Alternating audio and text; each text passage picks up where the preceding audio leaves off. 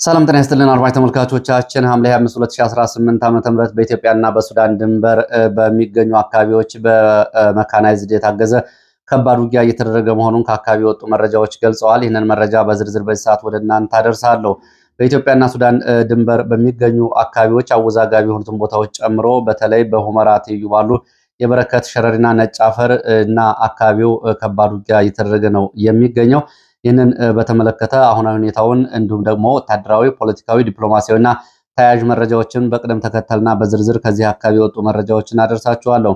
በተመሳሳይ በሰሜን ምስራቅ ኢትዮጵያ በራያ ቀጠና፣ ሰሜን ወሎ እንዲሁም የትግራይና የአፋር አዋሳኞች አካባቢ ያለውን አሁን ሁኔታና ወታደራዊ ዝግጁነትና ወታደራዊ ስምሪትና እንቅስቃሴዎች በተመለከተ የአካባቢውን መረጃዎች እንደዚሁ በዚህ ሰዓት ወደ እናንተ አደርሳለሁ። እየተከታተላችሁ አብራችሁ እንድትቆዩ ነው በአክብሮት የምጋብዛችሁ። ሀሳብ አስተያየት ቢኖራችሁ ጥቆማ ዜናችን@gmail.com ላይ ልታደርሱ ትችላላችሁ። በትላንትናው ዕለት ሐምሌ 25 ያልከው ሐምሌ 24 ነው፣ ዕለቱን አንድ ቀን ዘለህ ነው ያቀረብከው የሚለውን አስተያየት ጨምሮ የተለያዩ አስተያየቶችን አድርሳችሁኛል። አሁን ህወሓት ጦርነት ተጀመረ የሚለው ዘገባ በአማራ ክልል ለ3 ዓመታት የተደረገውን ጦርነት እውቅና ያለመስጠት ይመስላል። ስለዚህ ሚዲያዎች ይህንን ሲያሰራጩ ጦርነቱን ህወሓት ተቀላቀለ ወይም ደግሞ በህወሓት ላይ አዲስ ተጨማሪ ጦርነት ተከፈተ ይባል እንጂ የተጀመረ ጦርነት የለም። በአማራ ክልል ያለማቋረጥ ላለፉት 3 ቀናት በሌሊትና በቀን ጦርነት እየተደረገ አይደለም ወይ የሚል አስተያየት አድርሳችሁኛል። መሰረታዊ አስተያየት ነው።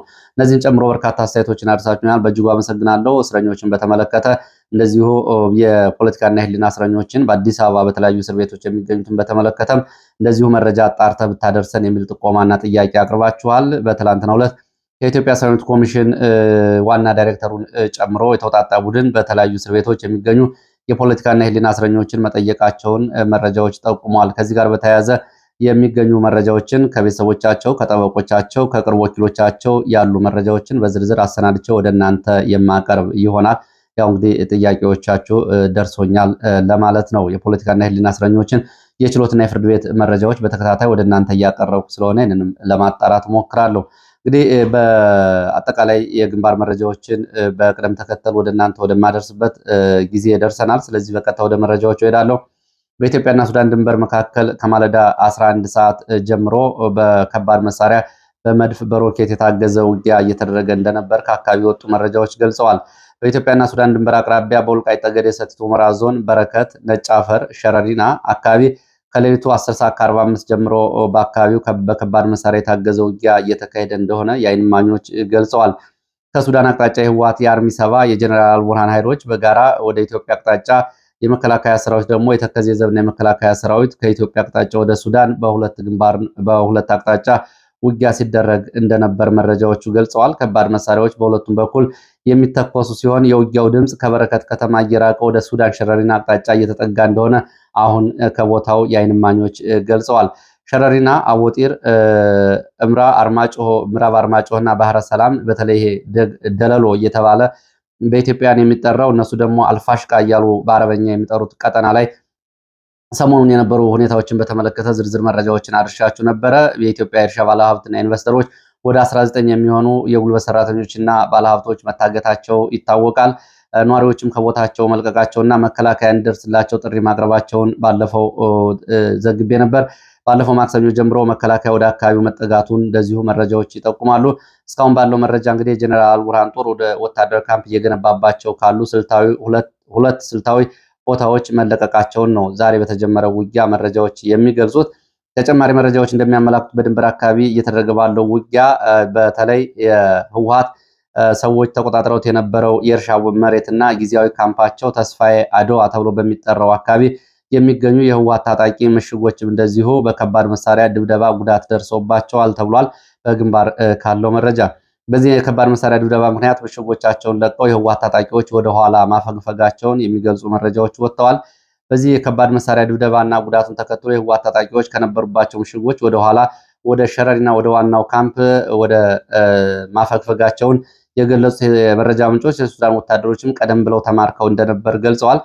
ከሁለት ቀናት በፊት በአካባቢው እንደዚሁ እንቅስቃሴ ያደርጉ የነበሩ 4 የሱዳን ብሔራዊ ጦር አባላት በተከዜ ዘብ ተማርከው እንደነበር የገለጹት የመረጃ ምንጮቹ የሱዳን ጦር አዛዦች ከአካባቢው አስተዳደርና ከአካባቢው ባለስልጣናት ጋር ባደረጉት ውይይት እነዚህ የተማረኩ ወታደሮች ተመልሰው ለሱዳን ጦር ተሰጥተው ነበረ። ሆኖም እንግዲህ ዛሬ ከተመለሱ ከሁለት ቀናት በኋላ የሱዳን ኃይሎች እና የህወሓት የአርሚ 7 ወይ ደግሞ የሳምሬ ቡድን የሚባለው ዛሬ ጥቃት መክፈታቸውን የሚገልጹ የዓይን እማኞች አሉ። ጦርነቱ በየት በኩል ነው የተጀመረው የሚለው ጉዳይ እስካሁን ድረስ እንግዲህ የተለያየ አስተያየት ነው እየወጣበት የሚገኘው። ጦርነቱን በተመለከተ የተለያዩ አስተያየቶች እየወጡ ነው የሚገኙት። ማን ጀመረው፣ እንዴት ተጀመረ የሚለውን በተመለከተ እስካሁን ጥርት ያለ መረጃ ለማግኘት አልተቻለም። ያም ሆኖ እንግዲህ የህወሓት የአርሚ ሰባ የአሃዶች እና የሱዳን ኃይሎች የከፈቱትን ጥቃትና ሁመራን እንቆጣጠራለን በሚል ያደረጉትን እንቅስቃሴ ተከትሎ ከተከዜ ዘብና ከመከላከያ የተሰጠ ያጸፋ ምላሽ እንደሆነ የሚገልጹ መረጃዎች እየወጡ ነው የሚገኙት። በተሰጠው ያጸፋ ምላሽ እስካሁን ድረስ ባለው ሁኔታ ሁለት የህወሓት ታጣቂዎች ይዘዋቸው የነበሩ ቦታዎች እንዲሁም ደግሞ ሁለት የሱዳን ጦር ስትራቴጂካዊ ስልታዊ ቦታ ብሎ ጊዜያዊ ካምፕ ያቋቋመባቸው ቦታዎች በከባድ መሳሪያና በመድፍ ድብደባ መውደማቸውንና የህወሓት ታጣቂዎች ወደኋላ ማፈግፈጋቸውን ነው መረጃዎቹ የሚገልጹት። ከዚህ ጋር በተያያዘ እንግዲህ ከሱዳን ድንበር ተነስቶ ወደ አካባቢው እንቅስቃሴ ያደርጉ ከነበሩ ታጣቂዎች ላይ ከተገኘ መረጃ ደግሞ እንደሚያሳየው የህወሓት የአርሚ ሰባ አባላት ሁመራን እንዲይዙ ስምሪት እንደተሰጣቸውና እንቅስቃሴ ማድረግ ሲጀምሩ ተከታታይ የከባድ መሳሪያ ድብደባና የነሱም የከባድ መሳሪያዎች በከባድ መሳሪያ ድብደባ ጉዳት ስለደረሰባቸው የህወሓት ታጣቂዎች ወደ ሁመራ አቅጣጫ ያደርጉት የነበረውን ጉዞ መስተጓጎሉና የእግረኛ ኃይላቸው ወደኋላ ተመልሶ በድንጋጤ ስለመበታተኑ የሚገልጹ መረጃዎች ወጥተዋል። በአሁኑ ሰዓት በሰራዊቱ አዛዦችና የህወሓት ታጣቂዎች የሬዲዮና የስልክ ግንኙነት ጭምር ስለመቋረጡ የሚገልጹ መረጃዎች አሉ። በኢትዮጵያ ሰዓት አቆጣጠር እስከ ቀኑ 5 ሰዓት ድረስ በአካባቢው ውጊያው እንደቀጠለ ነው። ቀደም ብሎ በእነዚህ አካባቢዎች በኢትዮጵያና ሱዳን ድንበር አቅራቢያ በሚገኘው በዚሁ የመካናይዝድ ዘመቻ ዛሬ እየተደረገበት ካለው ቦታ ሰኔ ወር ላይ 2 ተከታታይ የድሮን ጥቃቶች መፈጸማቸው ይታወቃል። በወቅቱ ሸረሪና ተብሎ በሚጠራው የህወሓት የአርሚ ሰባ ወታደራዊ ማዘዣና የሎጂስቲክ ማዕከል ካምፕ ላይ በተፈጸመ የድሮን ጥቃት ከፍተኛ መጠን ያለው ሰብአዊ፣ ቁሳዊና ወታደራዊ ኪሳራ መድረሱ ይታወቃል። ጦር መሳሪያዎችና የሎጂስቲክ ማዕከላትም መውደማቸው ካሁን በፊት መዘገቡ ይታወሳል። ይህን ከባድ ጥቃት ተከትሎ በካምፕ ውስጥ የነበሩ ዋና ዋና የህወሓት ወታደራዊ አዛዦች ሸረሪና ካምፕን ለቀው ወደ ሌሎች የሲቪል ስደተኛ መጠለያ ጣቢያዎች ጊዜያዊ ካምፖቻቸውን አዛውረው የነበረ ቢሆንም ከጊዜ በኋላ እንደገና ተመልሰው ይህንን ካምፕ በማጠናከር ወደ ኢትዮጵያ የሁመራ አቅጣጫ እንቅስቃሴ ስለማድረጋቸው ነው መረጃዎች የሚገልጹት። በሱዳን የሚገኙ በርካታ የትግራይ ተፈናቃዮችን ለወታደራዊ ግዳጅ አገልግሎት የሰበሰቡት የህወሓት ታጣቂዎች ወደ ካምፑ ሸረሪና በማስገባት ወታደራዊ ስልጠና ከሰጡ በኋላ ነው ዛሬ ይህንን እንቅስቃሴ እያደረጉ የሚገኙት።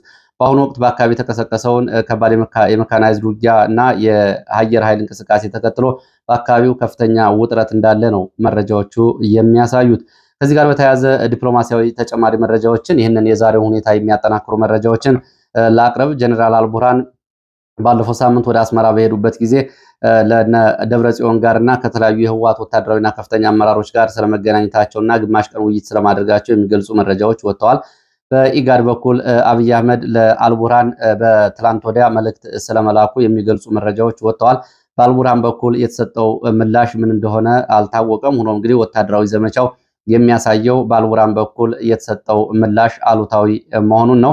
ከህወሓት ታጣቂዎች ጋር በመተባበር የሱዳን ጦር በኩርሙክና በአሶሳ አቅጣጫዎች ወታደራዊ ሚዛን መቀየሩ ይታወቃል።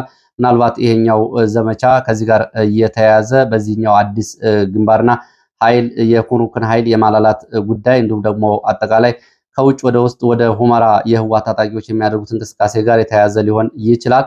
የሱዳን ጦር በሱዳን በኩል አልፋሽቃ ብሎ በሚጠራው በሁመራ፣ በማይካድራ፣ በምዕራብ አርማጭሆ እንዲሁም በደለሎ አካባቢዎች ከ14 እስከ 40 ኪሎ ሜትር የሚደርስ የኢትዮጵያን መሬት መቆጣጠሩ ይታወቃል። 2013 የሰሜን ዕዝ ሲጠቃ ከዚህ ጋር በተያያዘ እንግዲህ ወታደራዊ ካምፖች፣ መሰረተ ልማቶችን የሱዳን ጦር ሲገነባ ቆይቷል በህወሓት ታጣቂዎች ተባባሪነት። ከዚህ ጋር እየተያዘና መሬቱን ለማስመለስ ይሆናል ወይ የሚለውም እንግዲህ አብሮ የሚታይ ይሆናል። በዚህ ሳቢያ በመቶዎች የሚቆጠሩ ባለሀብቶችና በሺ የሚቆጠሩ አርሶ አደሮች መፈናቀላቸው ይታወቃል።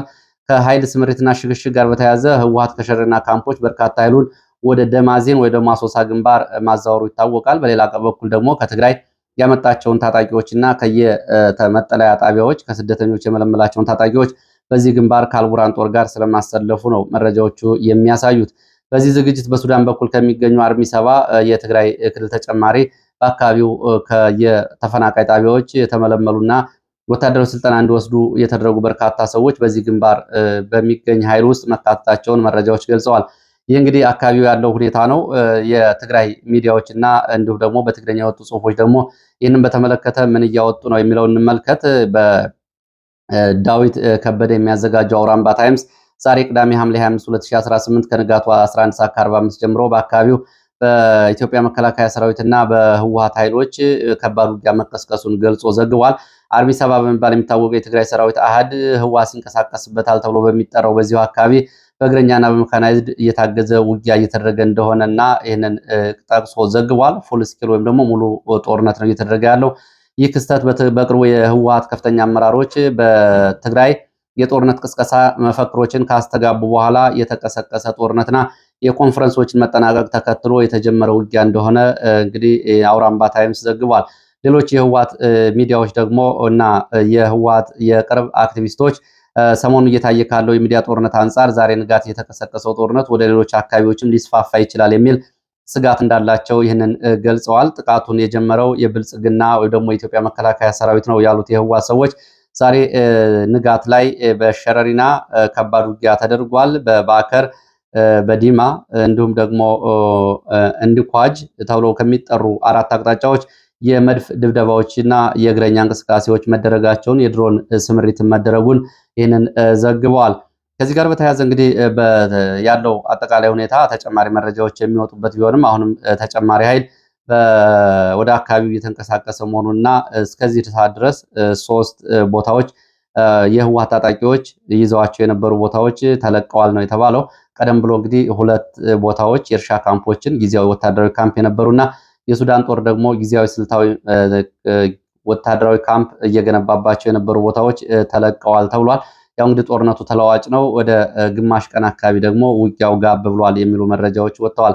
ተያያዥ መረጃዎችን ወደ ትግራይ ስንወስድ በትግራይ በኩል ብፁዕ አቡነ አረጋዊ ዛሬ ትላንትና ሐምሌ 24 2018 ዓ.ም በ11 ሰዓት ገደማ በአክሱም በፖሊስ መታሰራቸው ታውቋል።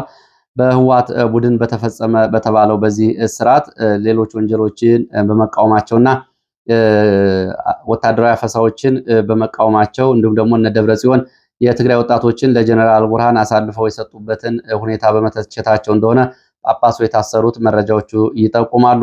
የህወሓት ነባር አመራሮች እነ ዶክተር ደብረ ጽዮን ፈትለወርቅ፣ ጌታቸው አሰፋ ጀነራል ቡርሃን ጋር እና በአስመራ ከነበራቸው ሚስጥራዊ ስብሰባዎች መካከል የሚከተሉት ጉዳዮች ተነስተዋል ተብሏል።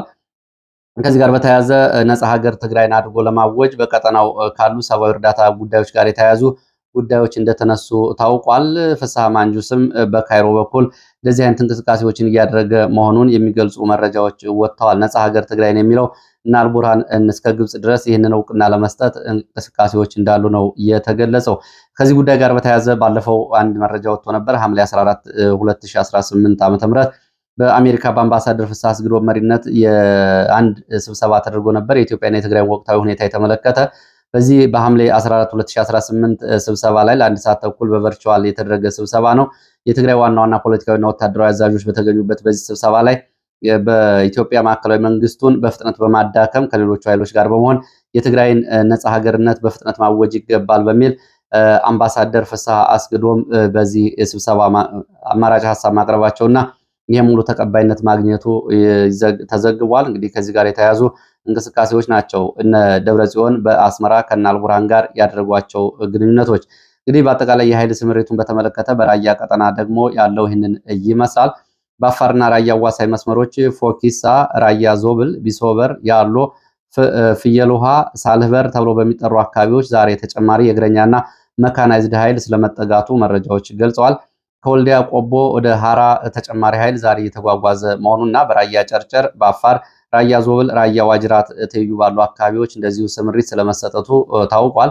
በራያ ቆቦ በስተምዕራብ አቅጣጫ ባሉት አካባቢዎች ደግሞ ከግዳን ሙጃ ተነስቶ ወደ ተኩለሽ አማያ አለማጣ በሚወስዱ ዋና ዋና መንገዶች ተጨማሪ ኃይል እንዲገባ ስለመደረጉ የገለጹት የመረጃ ምንጮች በህወሓት በኩልም እንግዲህ አርሚ 26 በዋግ ኽምራና አበርገሌ በኩል ባሉ 6 ግንባሮች አርሚ 31 በዚሁ በኮረም ቀጠና በሐሙሲት እንደዚሁ 6 ግንባሮች ንዑስ ግንባሮችን አርሚ 24 ባለማጣ ፊት ለፊት ባለው ዋናው መንገድ ወደ ወልዳያና ወደ ተኩለሽ ዋና ዋና መንገዶች ወደ ሙጃና ግዳን ወደሚያስወጡ ግንባሮች አርሚ 33 በቆቦ ወልዲያ ዋና መስመር ፊት ለፊት አርሚ 43 በጨርጨር ቢሶበር አሁን ከላይ በተጠቀሰው አካባቢ እስከ ኤቦና ዋጅራት ባሉት አካባቢዎች አርሚ 44 አዲጉዶም ዋጅራትን ቀጠና ይዞ ተጨማሪ አርሚ 15 እንደዚሁ በዚሁ ሽፋን ሰጭ ሆኖ የቆረጣ የአፋር ግንባሮችን አርሚ 92 እንደዚሁ በአፋር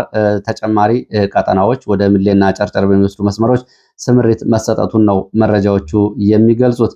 በተያያዥ የሱዳንን የተመለከቱ መረጃዎችን ወደ እናንተ ሳደርስ የሱዳንን ሁኔታ በተመለከተ ማለት ነው።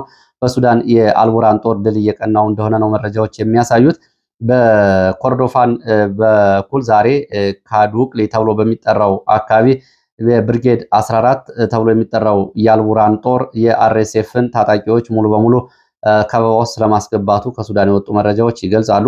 የህዝብ ደጋፊ ኃይሎች ተብሎ የሚጠራ መሪ ጀነራል ኢድሪስ የአልቡራን ቡድን ነው። ይህም እንደዚሁ በዳርፉርና ጀናይ፣ ዛሊንጌ፣ ሳም ኦምራ ግንባሮች ተሰማርቶ ከፍተኛ ድል ማቀዳጀቱን እንደዚሁ ገልጿል። ኦምዱርማንን በርካታ የፈጥኖ ደራሽ ኃይል አባላት ከነሙሉ ትጥቃቸው በሱዳን ሰራዊት መማረካቸውና እጅ መስጠታቸው ታውቋል። የሱዳን ጦር በሰሜን ኮርዶፋን በከፈተው መጠነ ሰፊ ጥቃት በካርቱምና አላቦይድ መካከል የሚገኙ ስትራቴጂካዊ አልዳራት የተባሉ አውራ ጎዳናዎችንና ከተሞችን መቆጣጠሩ ተገልጿል። የሱዳን ዲሞክራሲያዊ ብሎክ ተብሎ የሚጠራው ኃይል በአዲስ አበባ ከተባበሩት መንግስታት ድርጅት ልዩ መልእክተኛ ቬካ ሃቪስቶን ጋር በአዲስ አበባ ስለ ሱዳን ወቅታዊ ጉዳይ መወያየታቸውን ከሱዳን የተገኙ መረጃዎች ገልጸዋል። ወደ አማራ ክልል የግንባር መረጃዎች ስንመለስ ወደ ሸዋ የሚወስደን መረጃን የማስከትለው በሸዋ ይፋት ቀጠና ባሉ ቆላማ አካባቢዎች ወታደራዊ እንቅስቃሴዎች ጨምረዋል ነው የተባለው። በአካባቢው ከፍተኛ የሰራዊት እንቅስቃሴ አለ። ይህንን ተከትሎ ፋኖ ገዥ መሬቶችና ስልታዊ ቦታዎችን በመያዝ የቆረጣ የደፈጣ የከበባ ውጊያዎችን እያደረገ እንደሆነ ለማወቅ ተችሏል። በኤፍራታ ግድም ወረዳ በቅና በቀወት አካባቢ እንዲሁም በመንዝ ደጋማና የመንዝ ቆላማ አካባቢዎች በይፋት ቀጠና በአጠቃላይ ነው ይህ እንቅስቃሴ እየተደረገ ያለው። ከዚህ ስምሪት ጋር በተያያዘ የፋኖ ቃል አቀባይ የሚከተለውን መሬት ላይ ያለው ወታደራዊ ዘመቻና የፋኖ የአጸፋ ምላሾችን ሪፖርት አድርጓል። በዚህ በይፋት ቀወት ባሽ ተብሎ በሚጠራው አካባቢ ያለው አጠቃላይ እንቅስቃሴ ከይፋት ወደ ቀወት አቅጣጫ በሶስት መስመር በንፋስ አምባ በኩል ወደ ዘከሬ ተራራ ቀጥታ ወደ ቀወትና ወደ ቆላማያ ተብሎ ወደሚጠሩት አካባቢው ተጨማሪ እግረኛ የመከላከያ አየር ወለድ ኮማንዶ መንቀሳቀሱን በአፋብን ሸዋ ጠቅላይ ግዛት አሳምነው እዝ መሐመድ ቢሆነኝ ኮር ደጃዝማች ተሰማ እርገጤ ባስቻለው ደሴ ክፍለ ጦሮች በሶስቱም በኩል እየተንቀሳቀሰ ካለ ኃይል ጋር የፊት ለፊት ውጊያዎች እንዲሁም ደግሞ ቆረጣዎች እና ከበባዎች እየተደረጉ ስለመሆናቸው የባሽ ከተማ በባሽ ከተማ በኩል ያለው የፋኖ ደጃች ተሰማ እርገጤ ክፍለ ጦር አካባቢ ባሽ ከተማን በቁጥጥር ስር መዋሉና የባሽና የተሬ ክላስተር አካባቢዎች የሚገኙ ኃይሎችን በማንቀሳቀስ ያጸፋ ምላሽ እየሰጠ ስለመሆኑ ከመዘዙ ተነስቶ ባያበር በኩል ወደ መንግስቶ ተብሎ ወደሚጠራው አካባቢ ለመንቀሳቀስ የሞከረ የ103ኛ አየር ወለድ ኮማንዶ ጋር የፋኖ አስቻለው ደሴ ክፍለ ጦር ውጊያ እያደረገ ስለመሆኑ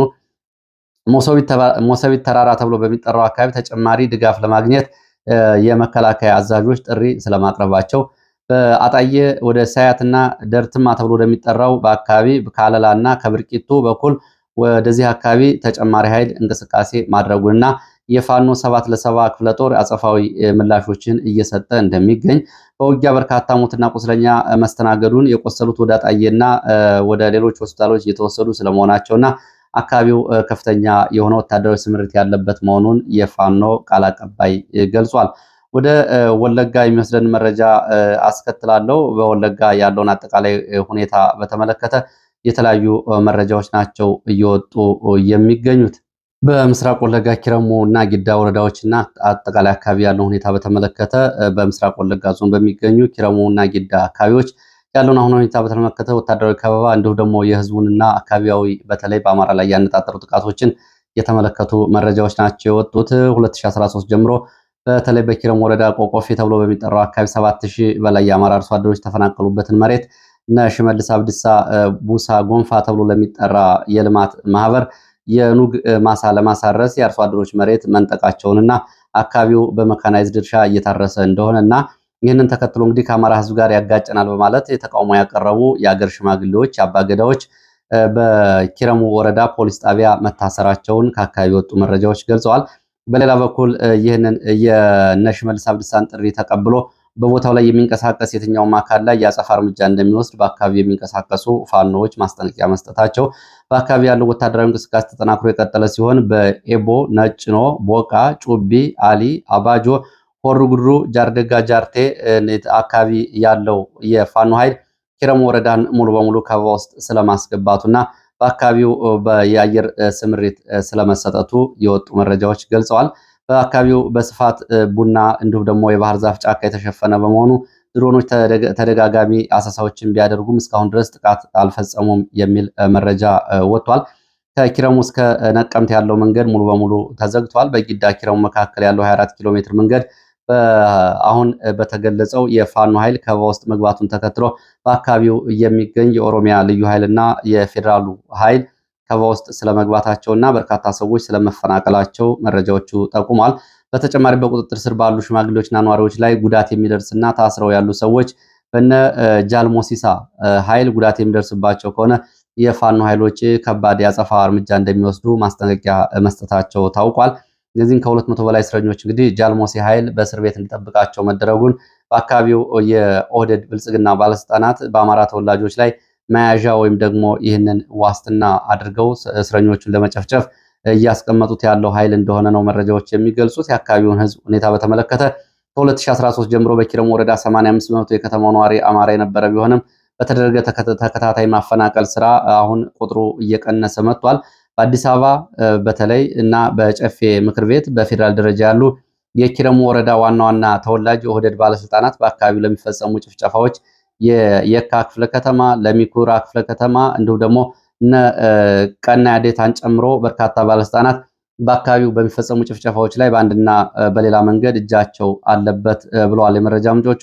ህፃናት ሳይቀር እንዲገደሉ ተደርጓል። እንግዲህ ጊዳ ሊሙ ገሊላ ተወላጅ የሆኑ ከፍተኛ ባለስልጣናት ጨምሮ በአካባቢው ላይ በርካታ ሰዎች ለአካባቢው ቀውስ ተጠያቂ እንደሆኑ መረጃዎች ገልጸዋል።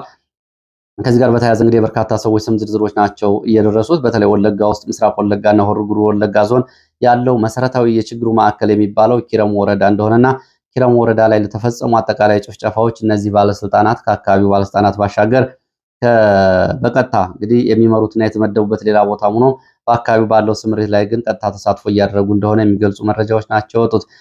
ኤርትራ መንግስት እንደዚሁ በኢትዮጵያ በኩል በመገናኛ ብዙሃን በብልጽግና እንዲሁም ደግሞ በመደበኛ ሚዲያዎችና በባለስልጣናት የሚተላለፉ መረጃዎች በኤርትራ ላይ ትንኮሳ እያደረጉ እንደሆነ ገልጿል። ይህም የጥላቻና የትንኮሳ ዘመቻዎች ፕሮፓጋንዳ ተከፍቷል ሲል ነው የኤርትራ ማስታወቂያ ሚኒስቴር ምላሽ እየሰጠው። የኤርትራ ነጻነት ማጣጣል፣ የኤርትራን የሀገር ሉዓላዊነት ማጣጣል፣ የባህር በር ጥቅም ወይም ደግሞ ኃይል በሚሉ መግለጫዎችና በዳህላክ ደሴቶች አካባቢ ሊካሄዱ ይችላሉ ስለሚባሉ ሰፋፊ ጦርነቶች ትረካዎችን በመስራት የኤርትራን ቀይ መስመሮች እየጣሱ እንደሆነ ነው የኤርትራ ማስታወቂያ ሚኒስቴር ወይም ደግሞ ሚኒስትሪ ኦፍ ኢንፎርሜሽን በሰጠው የትዊተር ገጽ ምላሽ ላይ እያሰፈረው። ወደ ሶማሊያ ሞቃዲሾ ቀጠና የሚወስደን መረጃ አስከትላለሁ። የሶማሊያ የቀጠናው ደህንነት ሁኔታ በተመለከተ የአሜሪካ የአፍሪካ እዝ አዛዥ ጀነራል ዳግዊን አንደርሰን በሶማሊያ የፖለቲካ ለመግባባት ካልተፈታ ዓለም አቀፍ የደህንነት ድጋፍ ሊቋረጥ እንደሚችል ማስጠንቀቂያ ሰጥተዋል። የአሚሶም ሰራዊት ያዋጡ ሀገራት ጉባኤ በኡጋንዳ ካምፓላ እየተደረገ ነው። በወጪው እንግዲህ የሶማሊያው ፕሬዝዳንት ሐሰን ሼክ መሐመድ የሀገሪቱ የውስጥ ፖለቲካ ላይ በሚመለከት የቀረቡ የጋራ መግለጫዎችን እንደዚሁ ተቃውመዋል። በዚህ በአሚሶም በኩል የቀረቡትን በሶማሊያ የፌዴራል መንግስት የአካባቢውን የክልል መሪዎች ያላቸውን እና ተቃዋሚ ኃይሎች በአስቸኳይ ለአጠቃላይ ውይይት እንዲያደርግ አሚሶም ኃይል ያዋጡ ሀገራት ምክረ ሀሳባቸውን ሰጥተዋል። እንግዲህ ዩጋንዳን ጨምሮ ሐሰን ሼክ መሐመድ ከተቃዋሚ ኃይሎች ከቀጠናው የክልል አስተዳዳሪዎች ጋር ውይይት እንዲያደርግ ምክረ ሀሳብ መስጠታቸው ነው የታወቀው። ለዚህ ሰዓት የነበሩ መረጃዎች እነዚህ ናቸው። ስለተከታተላችሁ በእጅጉ አመሰግናለሁ። በሌላ ተመሳሳይ መርሃ ግብር እንገናኛለን። መልካም ጊዜ